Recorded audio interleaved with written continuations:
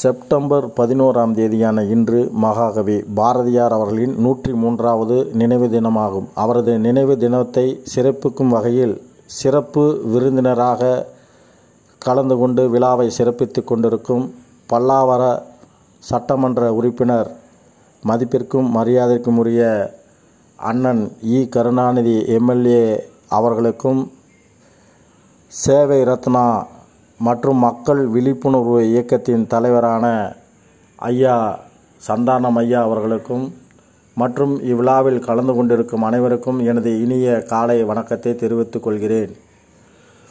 தேடிச்சோறு நிதம் நின்று பல சின்னஞ்சிறு கதைகள் பேசி மனம் வாடி துன்பமிகு உழன்று பிறர் வாட பல தொழில்கள் செய்து நரைகூடி கிளப்பருவம் ஏதி கொடுங்கூற்றுக்கு இறையென பின் மாயும் பல வேடிக்கை மனிதர் போல நான் வீழ்வேன் என்று நினைத்தாயோ என்று அனல் பறக்கும் கவிதை வரிகளால் என் போன்ற கவிஞர்களை உருவாக்கிய மகாகவி பாரதியார் அவர்களின் புகழ் வாழ்க.